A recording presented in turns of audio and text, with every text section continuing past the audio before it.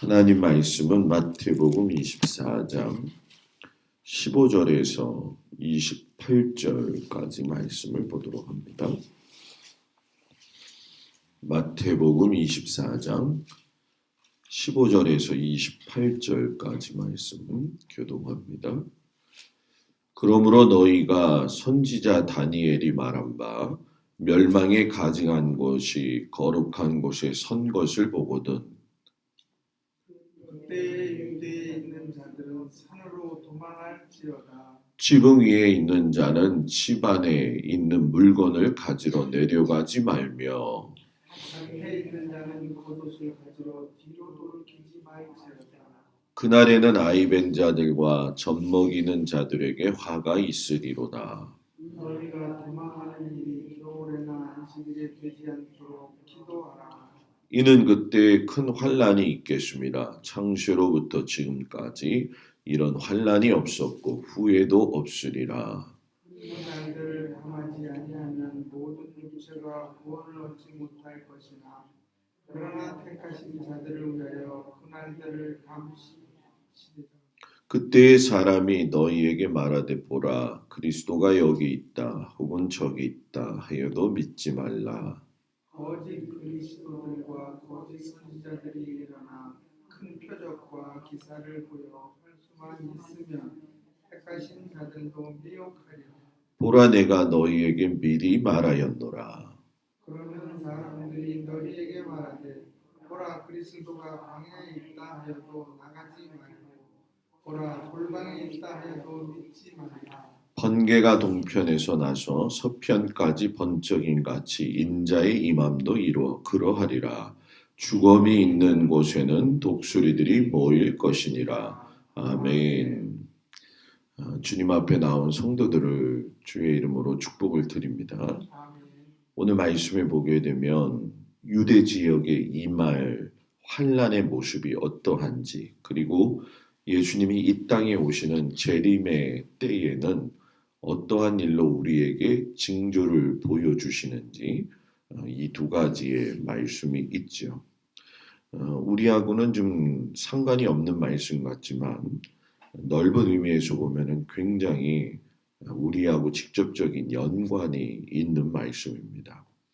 하나님의 성전에서 이방 신에게 제사를 드려지는 날이 올 것이다. 지금도 이거는 진행이 되고 있죠. 왜냐하면 하나님의 성전인 그 자리에 이슬람의 황금 돔사원이 지금도 세워져 있잖아요. 그래서 어떤 의미에서 보게 되면 이 말씀은 몇 년 후에 이뤄질 말씀이기도 하고 또 장차 크게 지금 현재까지도 적용되어지는 그런 말씀이 되어지죠. 유대인들에게 예수님이 이 말씀을 하시는 건 이런 일이 있다라고 하는 걸 분명히 말씀하시기 위함이죠. 그래서 주전 167년에 보게 되면은 안티오쿠스 4세 에피파네스라고 하는 이방인이 정말로 이 하나님의 성전산인 예루살렘에서 이방신을 위한 제사를 드렸던 것이 역사적 사실입니다. 그러면 예수님이 그때에 뭐라고 하시느냐? 예루살렘 성전에서 이런 일이 벌어지게 된다면 너희가 빨리 도망을 쳐라 라고 말씀을 하고 계시죠. 이때의 그 다급성을 설명하실 때에 산으로도 도망을 가고 또 물건을 가지러 집에 들어가지도 말라고 이야기하시면서 이 재난이 아주 매우 다급하게 일어날 것이다 라고 이야기를 해요. 실제로 예루살렘이 AD 67년에 로마로 인해 가지고서는 그 군대에 포위되어져서 환란을 당할 때에도 이런 일이 그대로 일어났죠. 자, 그러면 예수님은 왜 이 이야기를 하셨을까? 이 말씀 속에 내포되어져 있는 의미는 진정으로 하나님을 섬기지 않는 성전은 더 이상 안전한 곳이 아니다라고 하는 것을 우리에게 말씀을 하고 계시죠.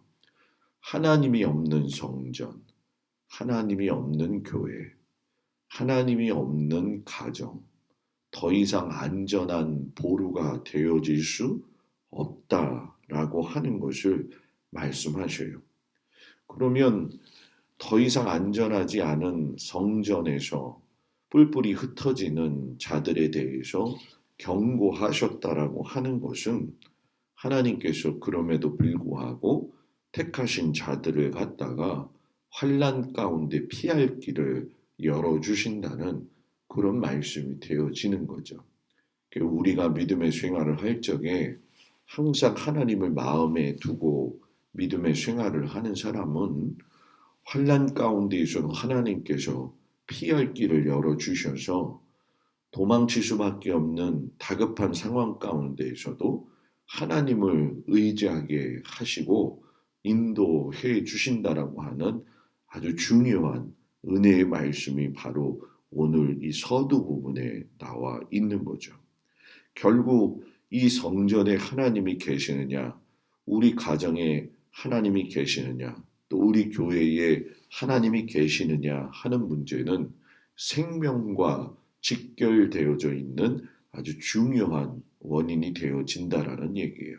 이것은 영과 혼과 육에 대한 모든 것들을 주관하시는 하나님의 아주 섬세한 말씀이기도 하고 또 배려이기도 한 거죠.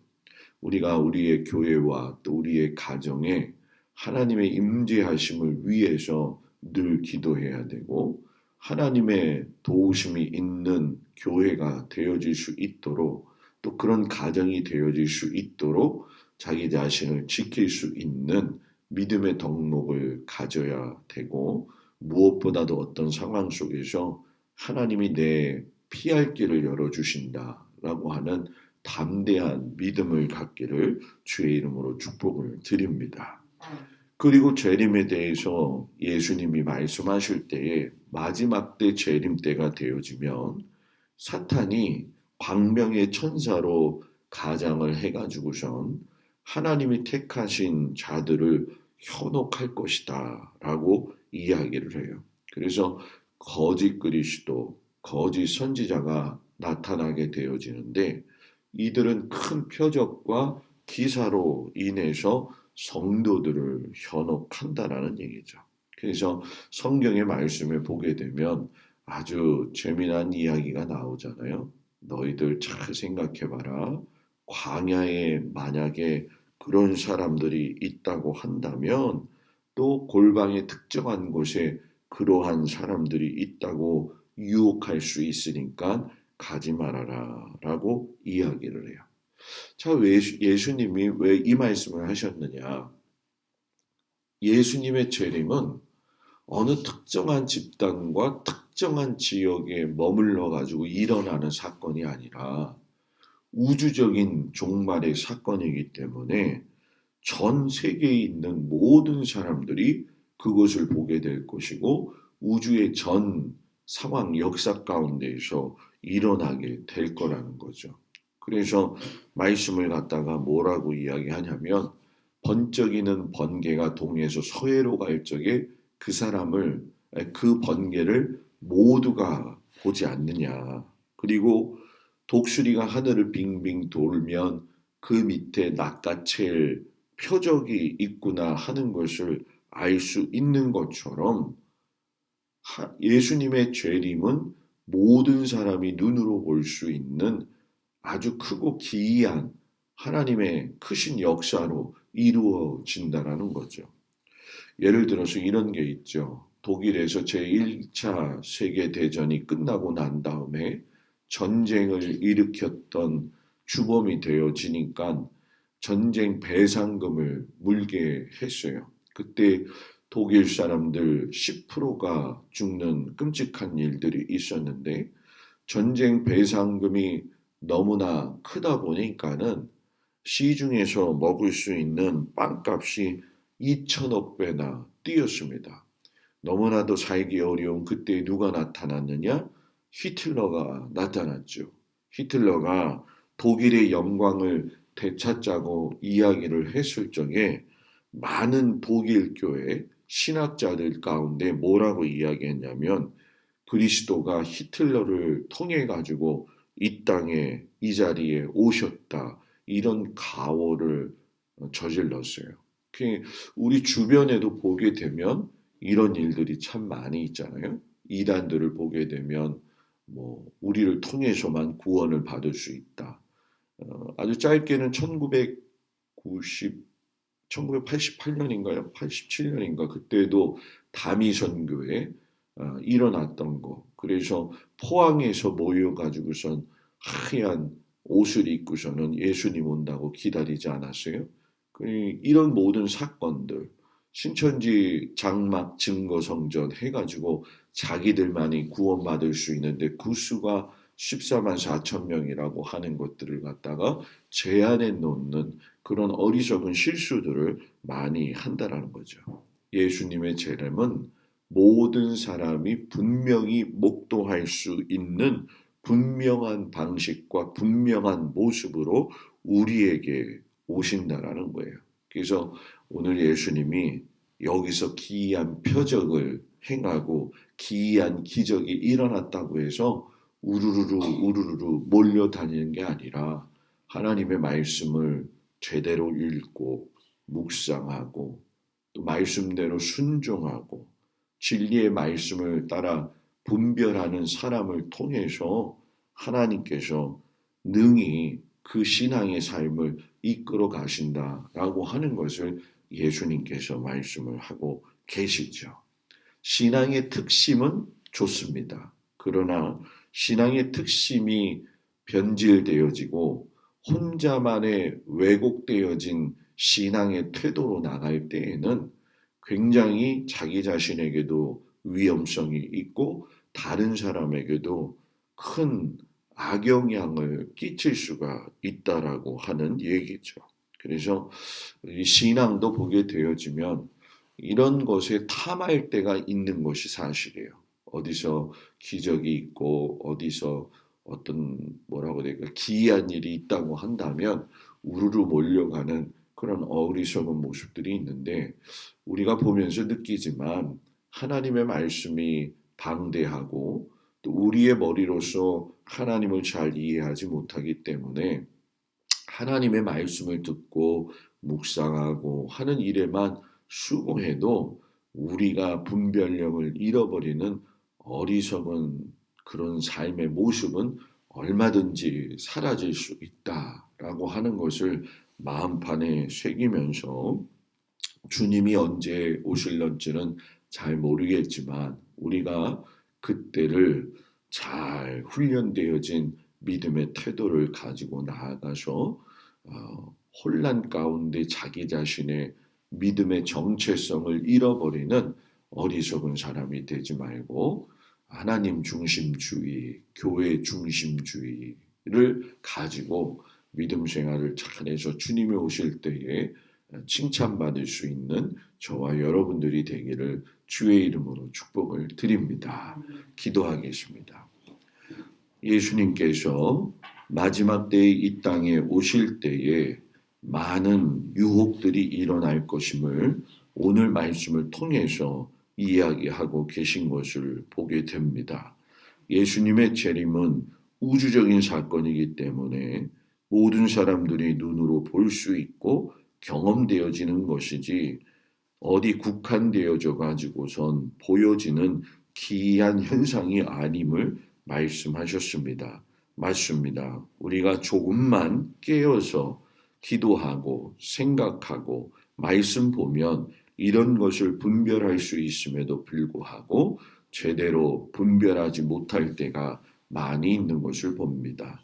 마지막 때에 우리의 믿음을 잘 지켜서 하나님 기뻐하시는 귀한 삶을 살 수 있는 저희들이 되어지도록 하나님께서 도우시고 인도하여 주시옵소서.